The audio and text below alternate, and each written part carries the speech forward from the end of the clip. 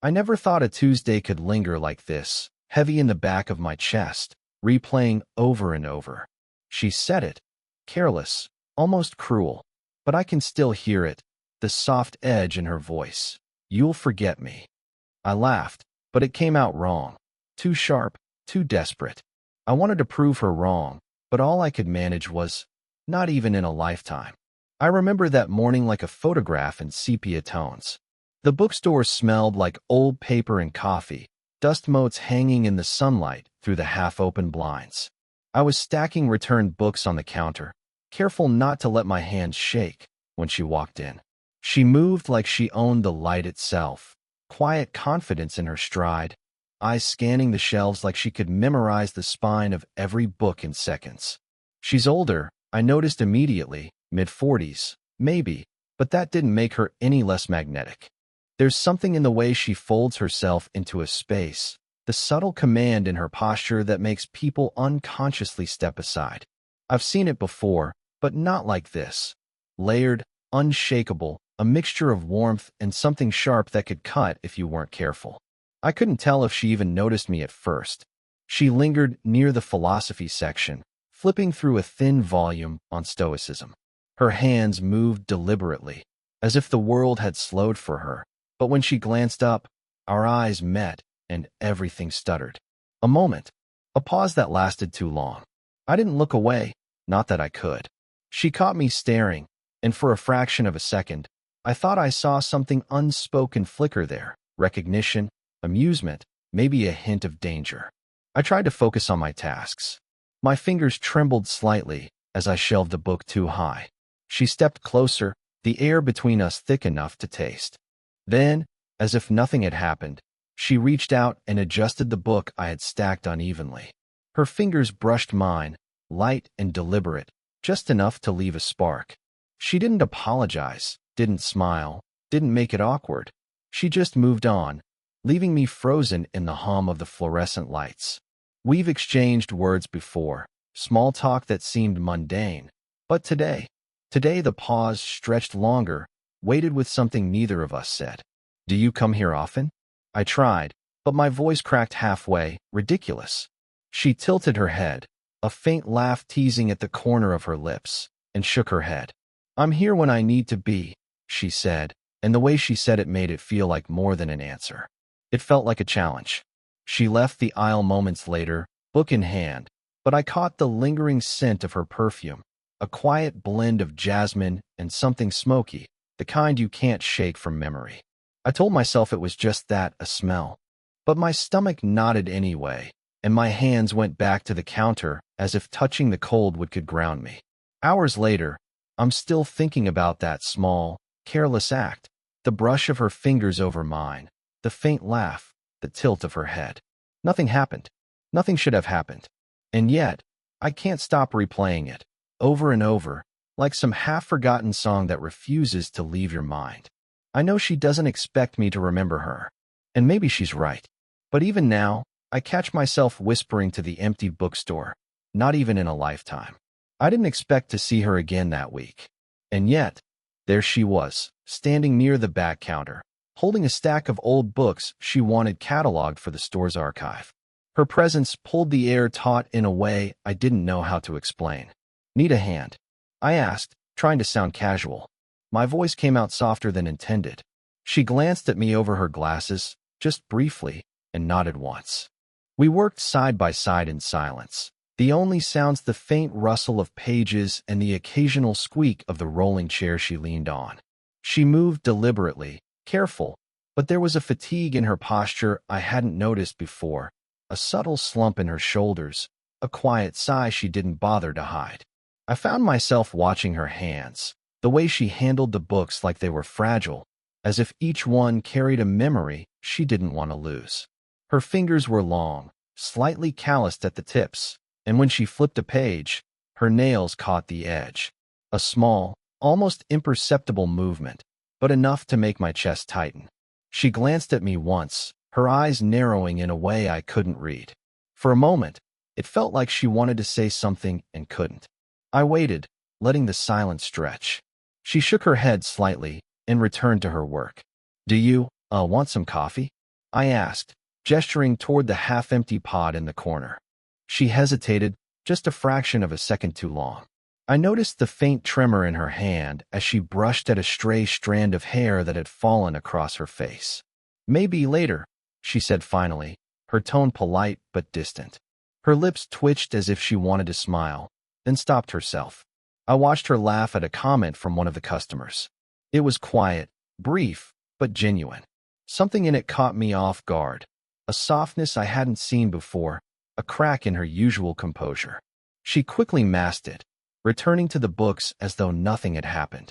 I wanted to reach out, to bridge that gap, but the words stuck somewhere between my chest and my throat. So I stayed quiet, letting the room hum around us, feeling the gentle pull of her presence, even as she tried to keep it at bay. At one point, I absent-mindedly handed her a book she had dropped. Our fingers brushed. Again, this time longer. She didn't pull away immediately, just lingered, that brief contact stretching into something electric. I saw her eyes flick to mine, almost daring me to acknowledge it, and then she looked away. She stood there for a second, holding the book against her chest, and I caught the faintest exhale, a hesitation, a pause in the rhythm of her usual certainty. I didn't say anything. I just smiled softly, letting her space remain intact, though my mind was already replaying that brush of fingers, that tremor in her hand, that quiet, fleeting laugh. And for the first time, I realized that this, whatever this was, wasn't something either of us could name yet. But I could feel it, a gentle tension, electric and forbidden, weaving itself between us in the small, quiet moments.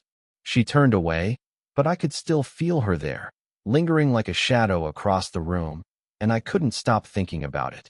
The rain started softly at first, tapping against the bookstore windows, then rising to a steady rhythm that filled the otherwise empty room. I was shelving new arrivals when she appeared in the doorway, coat damp, hair sticking slightly to her forehead. She didn't say anything at first, just looked at the floor, shoving a hand deep into her pocket. "Bad night to be out," I said, though my voice came out quieter than I intended. She glanced up, eyes sharp for a second, then softened. "Yeah," she murmured. I lost track of time.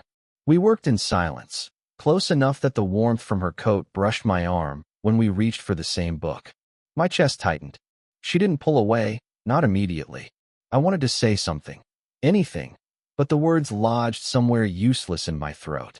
At one point, she laughed quietly at some forgotten memory from the morning, and I noticed her shoulders loosen for just a second. I wanted to reach out, to touch her hair, brush away the strand that kept falling across her eyes, but I didn't. Instead, I moved the stack of books, pretending my hands were too busy to notice her nearness. Then her phone buzzed. She glanced down, a flicker of something passing across her face, a shadow I couldn't name.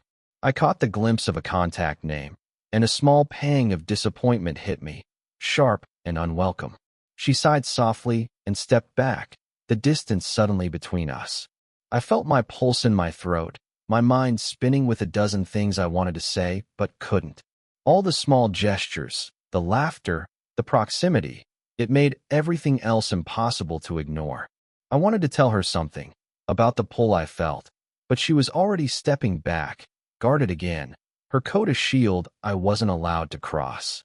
Minutes passed, punctuated only by the rain and the faint rustle of pages.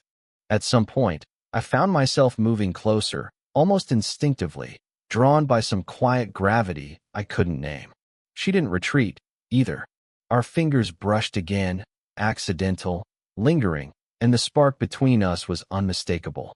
Her eyes flicked to mine, wide for a fraction of a second, and then down again, holding some unspoken secret. I felt my heartbeat hammering, my own restraint battling with something raw and impatient inside me. Are you okay?" I asked finally, my voice low, careful. She hesitated. Her lips parted, maybe to say something, maybe to remain silent, and in that pause, the room contracted around us.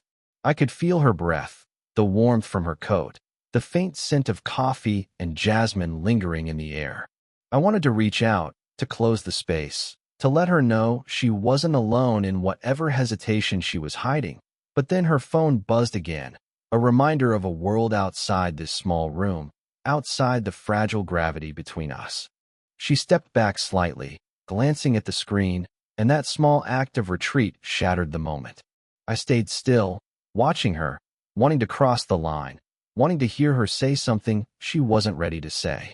And yet, even as the rain pounded against the glass, we both remained suspended, so close, almost touching, but not. Almost. The bookstore was nearly empty when she leaned against the counter, arms crossed loosely, eyes fixed on a point somewhere past me. I wanted to look away, to pretend I wasn't feeling every micro-movement. The way her fingers tapped lightly against the worn wood, the faint furrow of her brow, but I couldn't. For a long moment, we just existed in the same space, breathing, silent. The rain had stopped, but the windows were streaked with droplets, ghostly light filtering through, painting her in shades of gray and gold. Finally, she spoke, quiet, almost hesitant. "Do you ever wonder why we keep doing this?" I froze. The question wasn't about books or work. It was about us, about the tension that had been building between us like water behind a dam. "Doing what?" I asked, trying to keep my voice steady, though it shook slightly. "This, whatever this is." She gestured vaguely with her hand, sweeping over the counter, the stacks of books, the space between us. "We act like it's nothing, like it's normal. But it's not, is it?" Her words hit harder than I expected. I opened my mouth, then closed it again. I could see the vulnerability in her eyes, something she rarely allowed anyone to see. There was a raw honesty there, stripped of all pretense, and it terrified me in the best way. I don't know," I admitted finally, my voice low. I feel like, I don't know how to act around you anymore." She gave a small, almost imperceptible nod, as if she'd expected that. Then she leaned closer, not enough to cross the line, but enough that I could feel the warmth radiating from her, enough that I could see the slight quiver in her lips. "It's exhausting," she whispered, more to herself than to me. "Pretending that it's fine, pretending we're okay with all these moments that mean something we can't name." Her hands rested on the counter, fingertips brushing the worn surface. I noticed the subtle tremor there, the hesitation. For a moment, it felt like we were balancing on a knife's edge, both of us waiting for the other to fall first. "I don't want to pretend anymore," I said quietly, letting my voice carry the weight I couldn't put into words before. She didn't reply. She just tilted her head slightly, studying me, searching for something she wasn't ready to acknowledge. Minutes passed. The quiet was deafening. Every sound, the hum of the heater, the faint creak of the floorboards, even our breathing, was amplified. And in that silence, I realized we could never go back to the way things were.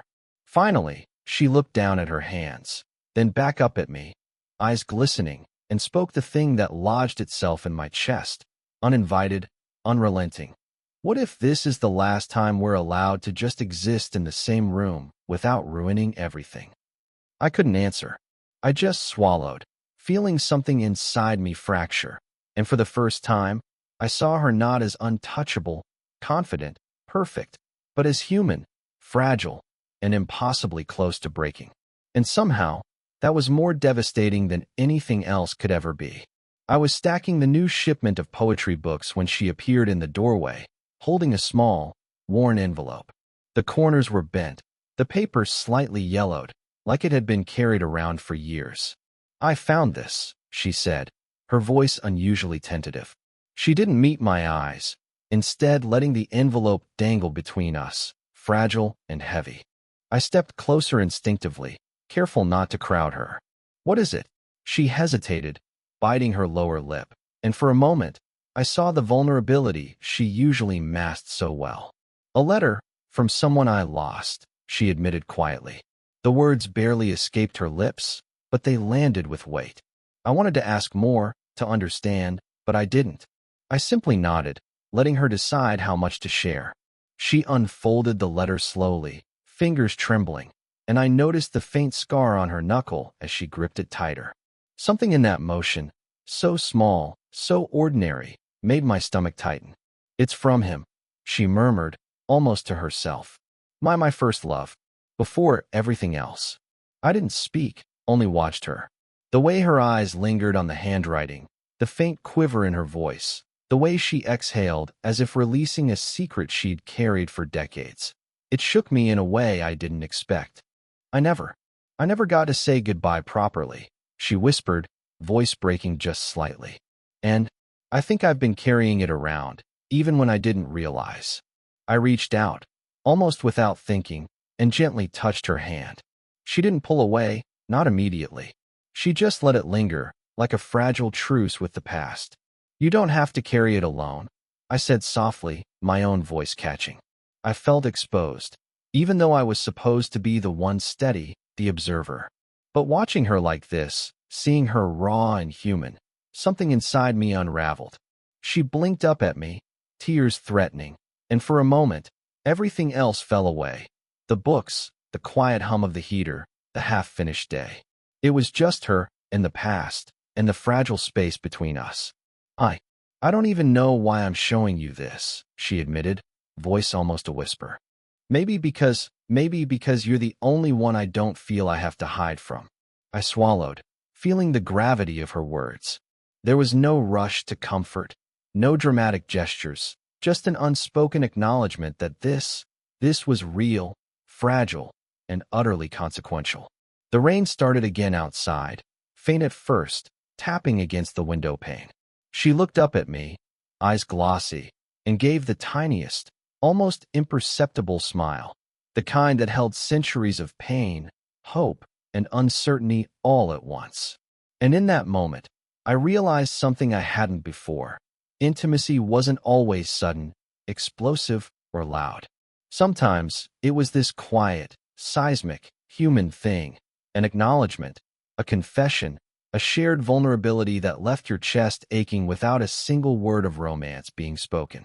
She handed me the letter, and for just a heartbeat, our fingers brushed. Longer this time, deliberate, but careful, almost reverent. And even in the silence that followed, I could feel the shift.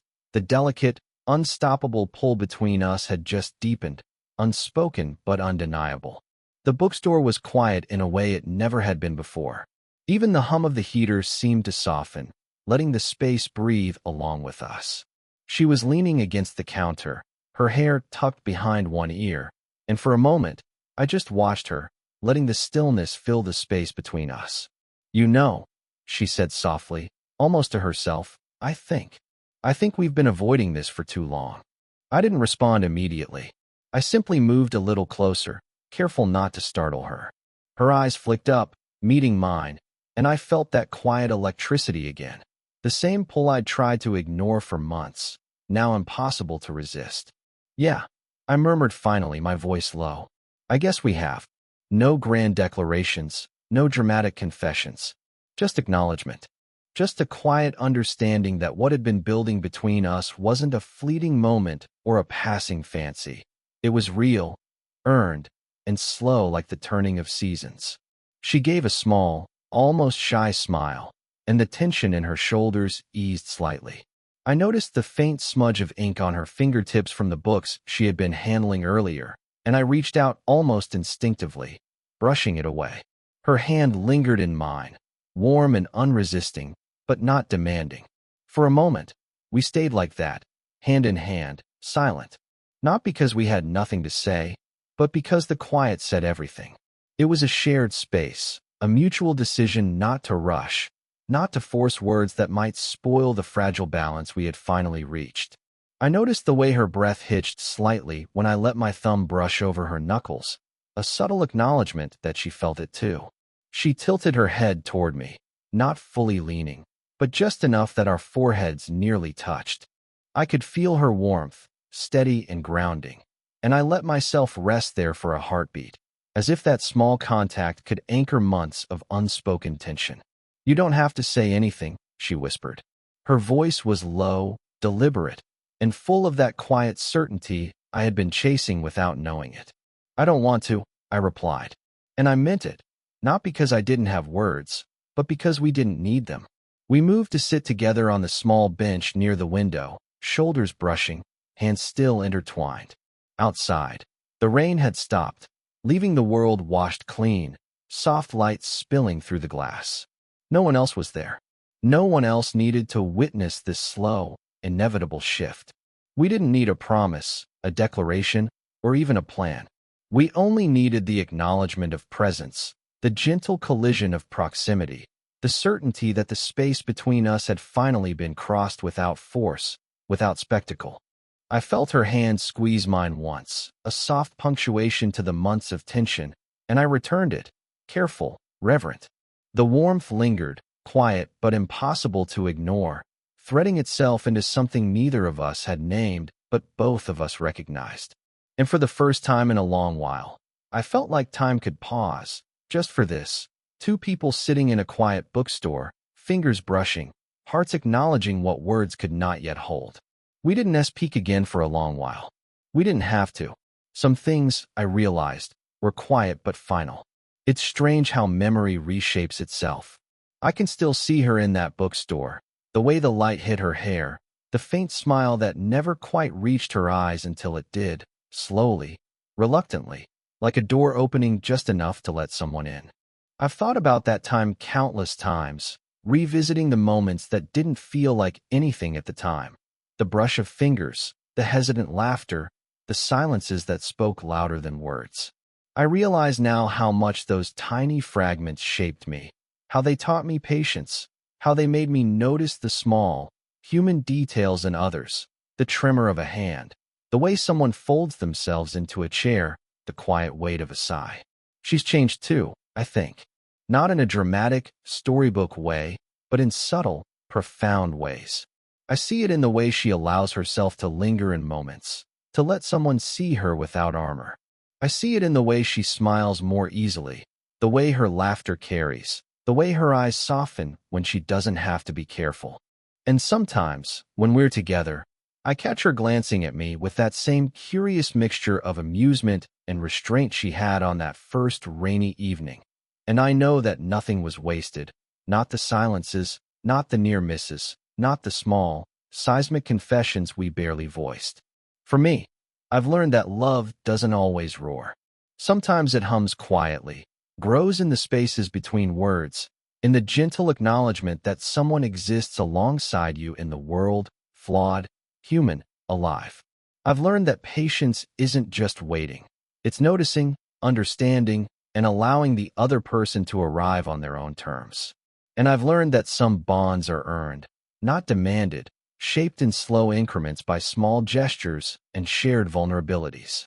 I still think about that first brush of hands across the counter, the first laugh I heard that wasn't meant for anyone but me, the way the storm outside mirrored the storm inside our chests. And I smile now, quietly, because those moments weren't fleeting, they were formative, shaping a connection that is still alive, still humming, still ours. We didn't need fireworks. We didn't need declarations. We needed each other to notice, to linger, to allow the quiet gravity between us to exist, and it did. And it continues to. So here we are, months later, sitting together in our little corner of the world, sharing a silence that feels full, warm, and entirely right. And if you've ever felt a tension you couldn't name, a pull you couldn't ignore, or a connection that refused to be hurried, you know what I mean. Sometimes, love is quiet. Sometimes, it waits. Sometimes, it arrives in the smallest, most human ways, and that's enough. What small moment in your life made your chest tighten, even if it seemed insignificant at the time? Think about it, and hold it close.